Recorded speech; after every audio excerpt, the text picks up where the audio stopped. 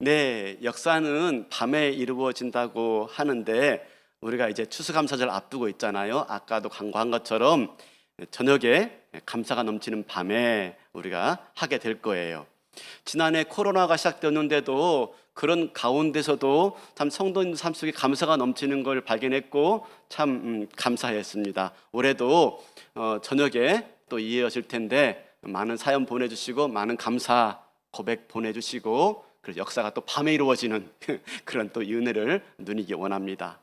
근데 역사는 밤에 이루어진다라고 하는 말이 왜 나왔을까? 제가 찾아보니까 좀 부정적인 의미가 있더만요. 부정적인 의미가 뭐냐면 역사의 중요한 역사적 사건은 보이는 데서 결정되는 게 아니라 보이지 않는 데서 결정되어지더라 하는 거죠. 그렇기 때문에 역사는 밤에 이루어진다라는 말이 나왔다고 합니다. 그런데 이 역사가 밤에 이루어진다라고 하는 말의 원조가 어디냐면요, 사실 성경이라는 거 아십니까? 왜냐하면 하나님께서 그 하와를 창조하실 때 아담이 뭐 할 때 창조했습니까? 잠잘 때. 그러면 적어도 아담이 낮잠 잘 리는 만무하고요, 그죠? 밤에 잠잘 때 하와를 만들었으니, 그죠? 역사는 밤에 이루어진다 하는 말이 맞는 것 같아요. 근데 이보다 더 결정적인 사건이 있어요. 바로 오늘 본문의 내용이에요. 우리 42절 볼까요? 42절. 이 밤은 그들을 애굽 땅에서 인도하여 내심으로 말미암아 여호와 앞에 지킬 것이니 이는 여호와의 밤이라. 이스라엘 자손이 다 대대로 지킬 것이니라. 여호와의 밤. 하나님께서 인류 역사 가운데 들어오신 거죠. 정말 특별하게 간섭하신 그런 날입니다. 이 여호와의 밤. 제가 대학 다닐 때 읽었던 소설이 하나 있어요. 조성기 씨가 쓴 책인데, 소설인데 야훼의 밤이라는 책이에요. 아마 읽으신 분들도 계실지 모르겠는데 저도 하도 오래돼가지고 기억이 잘 안 나는데 캠퍼스 선교 단체에서 일어났던 일들을 이렇게 소설화 시킨 내용인데요. 여호와의 밤, 야훼의 밤 똑같은 말입니다.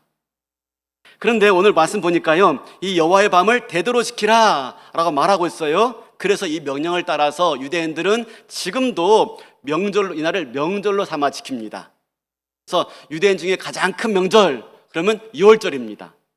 6월절은 우리의 명절은요, 우리의 명절은 추석, 또 구정 명절이죠. 근데 이 6월절은 추석이나 구정에 가깝지 않고요, 8.15 3.1절과 같습니다. 우리나라의 8.15 3.1절 같습니다. 왜냐하면 이 6월절은 이스라엘 백성들이 애굽에서 구원된 날, 구원받은 날, 해방된 날을 기념하는 날이기 때문에.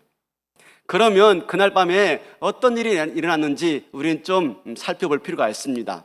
그날 밤에 10번째 재앙이 임합니다. 장자의 죽음이지요. 우리가 이미 지난주에 살펴봤습니다. 그러면 그날을 맞이하는, 이 6월절을 맞이하는 이스라엘 백성들은 어떻게 준비해야 되느냐 하는 겁니다. 몇 가지 준비가 나와요.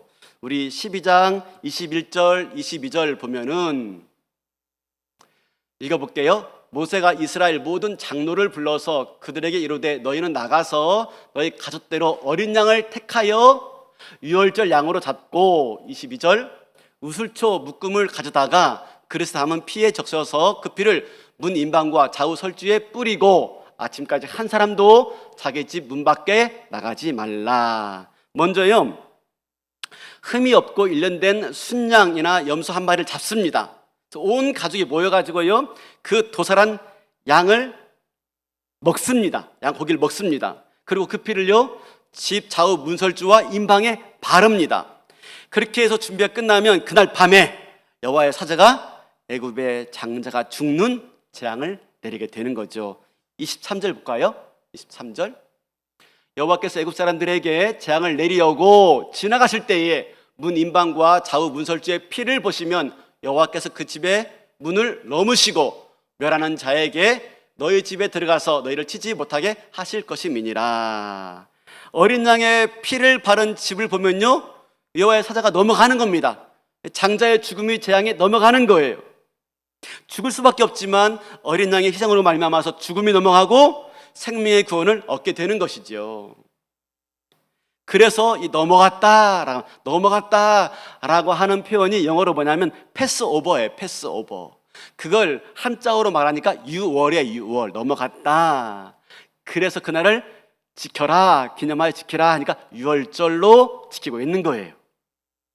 여러분, 한번 생각해 보세요. 이 애굽에서의 마지막 밤, 이 나라를 한번 생각해 보세요. 그날 밤에 이스라엘 백성들은 어떻게 지냈을까요? 감사와 찬송하면서 그날 밤을 지새웠을까요? 모두 확신을 가지고 우리는 구원받을 거야 확신을 가지고 감격 가운데 그 밤을 보냈을까요? 아니면은 초조하면서 불안한 마음으로 그 밤을 보냈을까요? 아마도 긴장감 속에서 그 밤을 보내지 않았을까? 애굽 사람들 집에는 곡성이 울려나요? 통곡소리 울려나요? 그때 그 귀를 막으면서 조마조마한 마음 가지고 아마 그 밤을 보내고 아침을 맞이하지 않았을까 생각이 듭니다. 사실 어떤 장자도 이 죽음의 장에서 벗어날 수가 없어요. 오직 어린 양을 잡아서 그 피를 문설주에 바르고 임방에 바르고 그 집안에 들어가서 그 양의 고기를 먹은 사람만이 이 재앙을 피할 수가 있었던 것입니다. 그러니까 뭡니까? 죽음의 재앙 가운데서 생명 구원의 역사는 무엇으로 말미암아 이루어진 겁니까? 어린 양의 피로 말미암아 이루어진 거예요. 재앙을 구원으로 바꾸는 길은 오직 한 가지밖에 없는 것입니다. 무엇이죠? 어린 양의 피. 어린 양의 피를 바른 사람은 살아났지만 어린 양의 피를 바르지 않은 사정은 죽고 말았어요. 그럼 여러분, 이 어린 양이 무엇을 의미할까요? 이 어린 양이 우리 고린도전서 5장 7절 보면은 너희는 누룩 없는 자인데 새 덩어리가 되기 위하여 묵은 누룩을 내버리라. 우리의 유월절 양 곧 그리스도께서 희생되셨느니라. 유월절 어린 양의 누구라고 말합니까? 우리 구주 예수 그리스도. 그래서 요한복음 1장 보면은 세례 요한이 예수님 보면서 이렇게 말하죠. 보라, 세상 죄를 지고 하는 하나님의 어린 양이로다. 그렇죠? 그렇습니다. 그러므로 이 유월절의 어린 양은요, 예수 그리스도예요. 그런데 이 유월절의 어린 양은 흠이 없어야 했어요. 우리 12장 5절에 보면 이렇게 써있죠. 너희 어린 양은 흠이 없고 1년 된 수컷으로 하되 양이나 염소 중에서 취하고. 왜 양이나 염소냐면 양을 잡아야 되지만 양이 없는 집은 염소를 잡아도 됐어요. 사실 염소는 그 당시 가장 값싼 이 가축입니다. 그러니까 하나님께서 이 양이 없는 가난한 집을 배려해서 염소를 잡게 했지만 그 어느 누구도 한 명도 예외 없이 염소든지 양이든지 잡아야 했는데 어떤 양이에요? 흠이 없고 1년 된 순양이에요. 이 1년 된 순양은 뭐냐면 어린 양, 1년 된 양 그러는데 사실 양은요 1년만 지나면 다 큰답니다.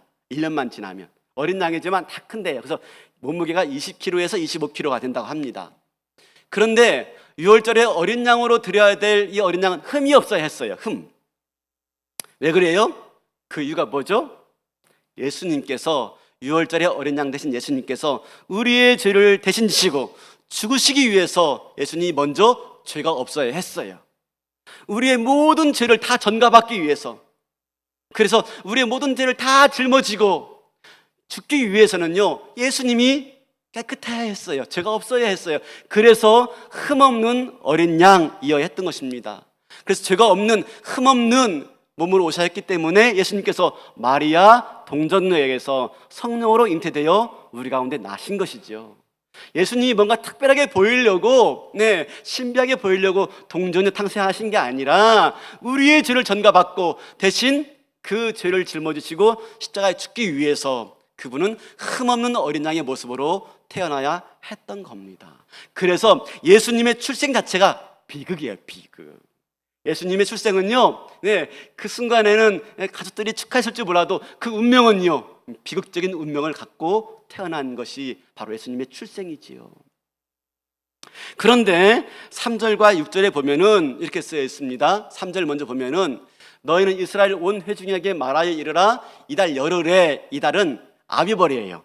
그러니까 이스라엘이 출애굽하면서 원력을 바꿔버려요. 그래서 아비벌이 정월이 됩니다. 이달 열흘에 너희 각자가 어린 양을 잡을지니 각 가족대로 그 식구를 위하여 어린 양을 취하되, 그러니까 좀 표현이 그런데요. 자, 아비월 10월에 뭐 합니까? 아비월 10월에 어린 양을 취합니다. 흠없는 어린 양 한 마리를 딱 취해요. 그 다음에 6절 보면은 이달 열흘 나흘 날까지 간직하였다가 해질 때에 이스라엘 회중이 그 양을 잡고 열흘에 취하였다가 언제 잡아요? 열 나흘째 잡아요. 그동안 뭐 합니까? 4일 동안 이렇게 가두어 두고 지나다니면서 흠이 있나 없나 관찰합니다. 물론 흠없는 어린 양을 택했지만 혹시라도 그 가운데 무슨 일이 발생할지 모르니까 흠이 없나 있나 살피면서 봅니다. 그러다가 14일째 잡는 거죠. 여러분 아십니까? 예수님께서도요 예루살렘 성에 올라갈 때가 언제입니까? 아비벌 10일이에요. 아비벌 10월 정월 10일 날 올라가요. 똑같이 그 양을 취할 때처럼 열흘째 올라갑니다. 그런데 어떡합니까? 올라가자마자 대제사장과 바리새인들이 예수님 잡습니까? 못 잡아요. 우리 7장 요한복음 7장 30절 보여주시겠습니까? 그들이 예수를 잡고자 하나 손대는 자가 없으니 이는 그의 때가 아직 이르지 아니하였습니다. 언제까지 기다려야 돼요? 열 나흘까지. 그때까지 예수를 잡고자 합니다. 흠이 있나 없나 흠을 찾아요. 근데 흠을 발견할 수가 없어요. 마침내 14일째가 되었을 때 비로소 예수님께서 자신을 로마 군병들이 잡도록 허락해 주죠. 그러니까 무엇입니까? 예수께서 스스로 자기를 죽음 가운데 내어놓으신 겁니다. 열 나흘째. 왜요? 어린 양을 오셔서 피 흘려 죽으심으로 말미암아 우리를 구원하시기 위해서. 그러니까 이 출애굽의 유월절의 어린 양은 뭡니까? 예수 그리스도의 십자가의 죽음을 예표하는 겁니다. 예표하는 거. 그림자. 유월절은요 결국 유월절은 예수 그리스도 십자가 안에서 모두가 다 성취된 겁니다. 성취된 거예요. 그러면 우리가 한 가지 생각해 봐야 돼요. 이스라엘의 장자의 죽음 가운데서 유월절의 어린 양의 죽음으로 말미암아 구원받은 것처럼 우리는 예수 그리스도의 피로 말미암아서 죄와 사망에서 구원받았는데 왜 하나님께서는 이런 방식으로 이스라엘을 구출해야 했을까 하는 겁니다. 왜 하나님은 장자의 죽음의 재앙에서 어린 양을 피를 발라서 희생자물 삼아서 이스라엘을 구원하는 방식으로 구원하셨을까 하는 거예요. 왜 그랬을까? 하나님께서요 어느 게 이스라엘 집인지 이스라엘 백성들이 사는 집인지 몰라서 야 급히 좀 발라? 그럼 내가 넘어갈게 그랬을까요? 아니죠. 하나님 이미 어느 집이 예수님이란다. 어느 집이 이스라엘 백성 사는지 어느 집이 애굽 사람 사는지 다 알았어요. 그리고 당시 이스라엘 백성들 특별하게 고센 땅에 머물러 살았어요. 그래서 애굽에 재앙 내릴 때 고센 땅에는 재앙을 내리지 않았어요. 그러면 굳이 이스라엘 백성의 집인지 아닌지 구별하기 위해서 어린 양의 피를 바른 건 아니에요. 그럼 무엇이죠? 이건 어느 집이 이스라엘 백성의 집인가 알려는 목적이 아닌 것입니다. 무엇이죠? 네, 바로 구원받기 위해서는 어린 양의 피를 발라야 했던 겁니다. 이 행위를 하지 않으면 그가 비록 이스라엘 백성이라 할지라도 장자의 죽음의 재앙을 면하지 못하는 거예요. 그러니까 피를 바르는 건 뭡니까? 피를 바르는 것은 여호와를 위한 표식이 아니에요. 피를 바르는 것은 뭡니까? 이스라엘 백성들을 위한 표식이에요. 다시 말하면 어린 양의 피를 발라야만이 죽음에서 넘어갈 수가 있다 하는 걸 알려주고자 하는 것입니다. 어린 양의 피를 발라야만이 죽음이 넘어갈 수가 있다 하는 것을요 이스라엘 백성들에게 알려주고 싶은 거예요. 바로 구원의 원리를 이 순간 우리에게 설명해 주고 있는 것이죠. 구원의 원리. 어린 양이 이스라엘 장자를 대신해서 죽었다고 하는 것입니다. 마찬가지로 예수님께서도요 우리를 구원하시기 위해서 어떡합니까? 대신해서 죽으셔야만 한다라고 하는 대속의 원리를 지금 보여주고 있는 거예요. 대속의 원리를. 그렇습니다. 아무리 택한 백성이라 할지라도 애굽에서 해방되기 위해서는요, 어린 양의 희생이 필요했던 겁니다. 지금도 마찬가지입니다. 저와 여러분이 죄와 사망에서 벗어나기 위해서, 해방되기 위해서는요, 어린 양 예수 그리스도의 피가 필요한 거죠. 왜요? 피 흘림 없이는 사함이 없으니까. 이것 때문에 예수님이 이 땅에 오셔야 했고요, 이것 때문에 예수님이 십자가를 져야 했고요, 이것 때문에 예수님이 죽으셔야 했던 것입니다. 사랑하는 성도 여러분, 그러므로 뭐밖에 없습니까? 예수의 피밖에 다른 이유도 없습니다. 예수의 피 위에는 아무 공로가 없는 거예요, 우리는. 그래서 우리가 뭐라고 말합니까? 예수님만이 길이요 진리요 생명입니다 라고 고백하는 거예요. 예수밖에 없다는 것이죠. 근데 참 재밌는 것은 유월절 그 밤에, 여호와의 밤에 이스라엘 구원의 절정이 이루어지고 있다는 거예요. 장자가 죽는, 애굽의 장자가 죽는 그 죽음의 밤에 이스라엘에는요, 구원이 시작되고 있다는 것이죠. 재미있죠? 아이러니죠? 애굽에는요, 엄청나게 죽음의 재앙이 지금 임하고 있어요, 그 밤에요. 근데 동시에 그 밤에 이스라엘에게는요, 구원의 생명이 열리고 있는 거예요. 누구에게는 무서운 재앙의 밤이지만 누구에게는 구원의 역사, 생명 역사가 시작되고 있는 거예요. 누구에게는 잔인한 밤이지만요, 누구에게는 영광스럽고 놀라운 밤이에요. 그 같은 밤이지만 그 운명을 가늠하는 것은 무엇입니까? 예수의 피, 예수의 피, 어린 양의 피, 예수의 피. 어린 양의 피가 발라져 있느냐, 발라져 있지 않느냐, 어린 양의 피 아래에 있느냐, 그렇지 않느냐, 이거밖에 없는 거예요, 우리가 밖에. 여러분, 지금도 마찬가지입니다. 저와 여러분, 하나님의 놀라운 생명과 구원의 은혜를 얻기 위해서 우리 안에 예수의 피가 있어야 돼요, 예수의 피. 그거 외에는 아무 의미가 없어요, 아무 의미가. 사랑하는 성도 여러분, 우리 안에 예수의 피가 있습니까? 우리가 구원받는 근거는 나의 의도 아니에요, 나의 착함도 아니에요, 나의 선함도 아니에요. 오직 예수 그리스도의 보혈의 피. 보혈 그러면 피인데 보혈, 그밖에 없는 거예요. 다른 이유가 없는 거예요. 여러분, 이 자리에서 우리가 성도라 불려지고 장로라고 불러지고 권사라 불러지고 목사라고 불려지는 그 이유는 다른 데 있지 않아요. 예수 그리스도의 보혈, 그 외에는 없어요. 누가 잘났으면 얼마나 잘났습니까? 누가 못났으면 얼마나 못났습니까? 누가 죄가 없으면 얼마나 죄가 없습니까? 누가 죄가 없으면 얼마나 죄가 없습니까? 다 똑같아요. 예수 그리스도의 보혈이 있느냐, 그러면 성도이고 구원받은 백성이고요, 그게 없으면 아무 의미가 없는 거예요. 내가 다른 사람보다 나은 게 아무것도 없어요, 아무것도. 여기 서 있는 목사가 뭐 여러분과 나았기 때문에 설교한 줄 아십니까? 천만의 말씀 만만의 콩떡이죠. 여러분보다 못합니다. 얼마나 문제가 많은데요. 시기, 질투, 교만, 정욕 얼마나 많은데요. 단지 예수의 피, 그 피공로 의지하고 그 피가 나를 살리는 유일한 조건입니다라고 알기 때문에 그것에 먼저 감동된 자가 나와서 말씀 전하고 은혜 나누는 거 아니겠습니까? 그거 외에는 없는 겁니다. 우리 탈탈 털면, 이 자리에서 탈탈 털면 그거밖에 남는 게 없는 겁니다. 그거 하나로 우리 예배드리고, 그거 하나로 우리 구원받고, 그거 하나로 우리 성도가 되는 거예요. 뭐가 더 필요합니까? 뭐가 더. 근데 왜 비교하고, 왜 평가하고, 왜 너는 안 돼, 왜 너는 돼, 왜 그러고 있는 거예요?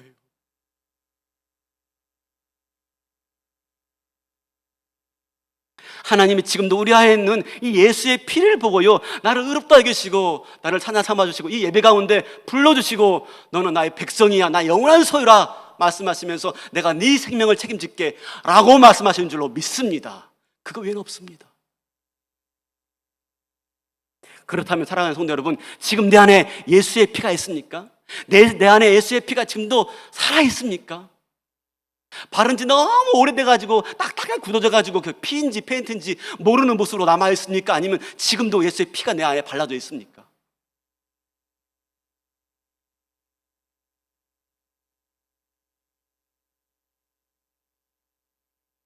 내가 그 피로 덮어진 존재인가?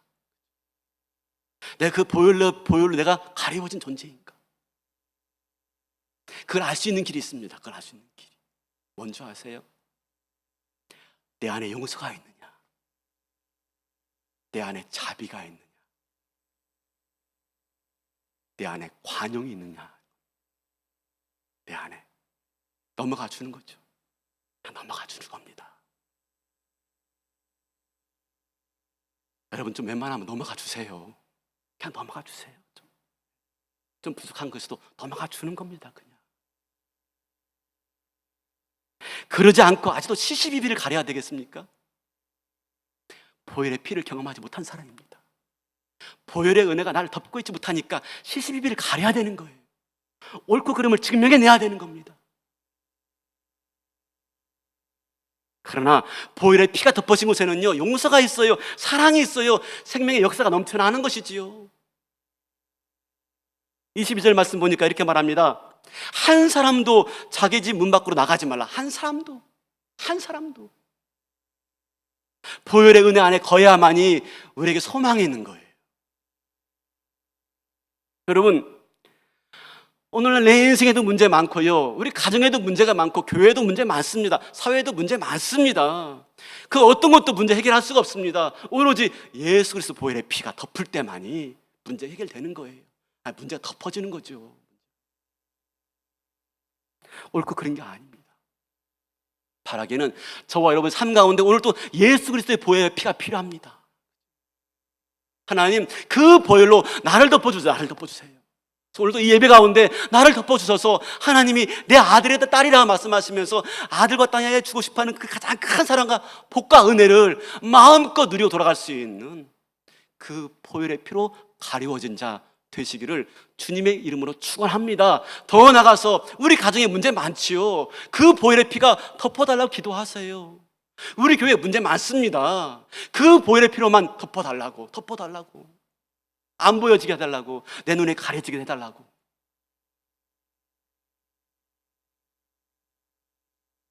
그럴 때 우리 사회가 회복되는 거죠. 우리 사회가.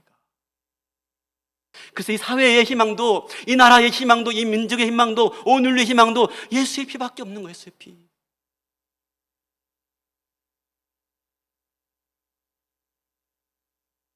그런데 오늘 말씀해 보니까 뭐라고 말합니까? 이 유월절을 영원히 지키라. 대대로 지키라. 아까 말씀드렸죠. 유월절은 이미 성취되었습니다. 예수 그리스도 보혈의 십자가의 보혈로 다 성취되었습니다. 그럼에도 불구하고 영원히 지키라. 우리가 그러면 지금도 정월 14일 날 지켜야 됩니까? 그거 아니죠. 이건 뭐죠? 유월절의 의미를 후손들에게 설명하고 후손들에게 물려줄 영적 유산이다 라고 말하고 있는 거예요. 유월절의 은혜가 뭐죠? 유월절의 의미가 뭐죠? 예수 그리스도의 보혈의 피밖에 없다는 것입니다. 우리가 그것을 늘 확인하는 자리가 어딥니까? 예배 자리. 이 예배 자리에 나올 때 아무나 나올 수가 없습니다. 예수 그리스도의 보혈의 피로 뿌림을 받은 자만이 예배에 나와서 하나님께 예배드리며 하나님 영원한 생명을 내가 소유할 수가 있는 것이지요. 그러니까 예배가 얼마나 중요한지. 유월절을 대대로 지키라. 우리가 예배드리지 않으면 안 되는 겁니다. 늘 예배 자리에 나와서 이 보혈의 피를 의지하면서 예수님 피밖에 없습니다. 오늘도 그 피로 나를 덮어주시고 예배 가운데 나를 받아주세요 라고 고백하는 것이지요. 그래서 예배밖에 없습니다. 예배밖에. 오늘날 예배가 무너지고 말았어요. 오늘날 코로나로 인해서 가져온 현실이 뭔지 아십니까? 예배가 무너지고 말았어요. 예배가. 이게 가장 안타까운 겁니다. 물론 우리가 예배 거리 지키고 잘 해야 됩니다. 또 영상으로 예배 드려야 됩니다. 근데 이것이 코로나가 절대 우리를 예배를 무너지게 만들면 안 됩니다. 특별하게 다음 세대들 대대로 지킬지니라 말씀하고 있잖아요. 대대로. 이 코로나로 인해서 무너진 게 뭡니까? 우리 예배, 특히 다음 세대 예배가 무너지고 말았어요. 여러분 고등부 가보세요. 지금 중등부 가보세요. 초등부 가보세요. 그렇다고 그들이 영상으로 예배 드리고 있습니까? 무너지고 있어요.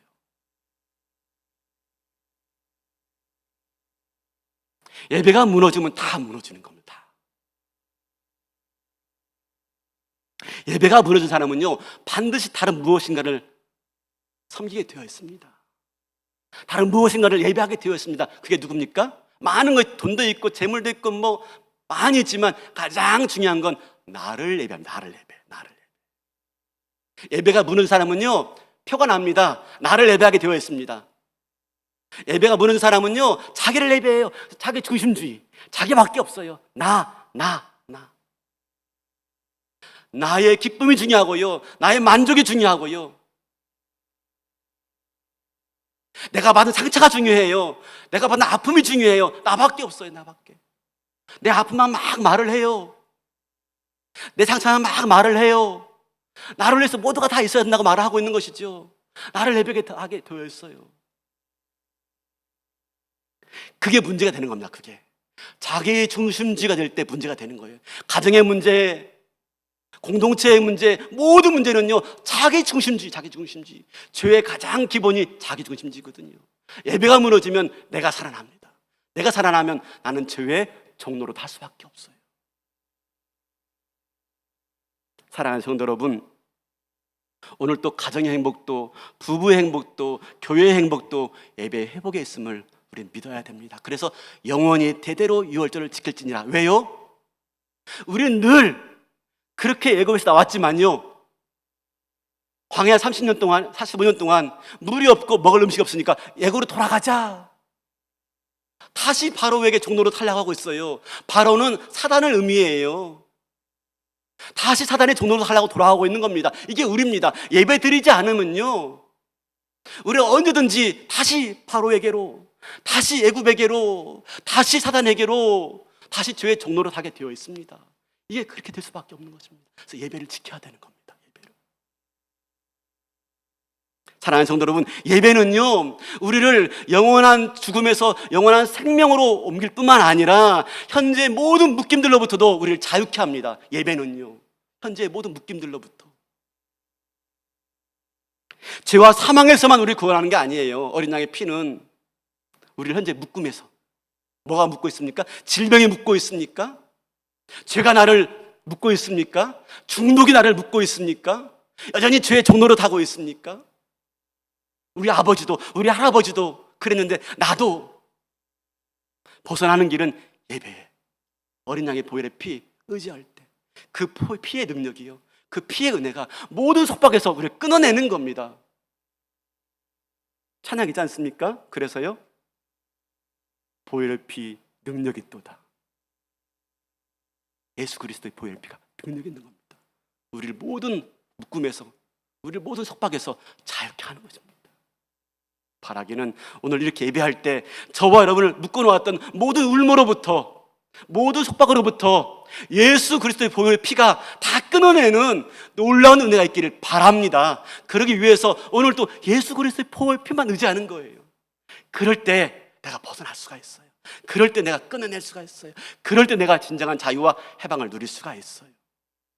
오늘 또 예수 그리스도의 보혈의 피가 이뤄낸 놀라운 은혜를 예배 가운데 누릴 수 있음을 깨닫고, 예배를 내가 지킬 때, 예배를 내가 목숨같이 지킬 때 바로 그 예수 그리스도의 피가 나와 가정과 모든 것들을 복되게 만든다는 사실을 믿으시고, 오늘 또 예수 그리스도의 피를 의지하여 승리하며 나가시는 저와 여러분 되시기를 주님의 이름으로 축원합니다. 다 일어나시겠습니다.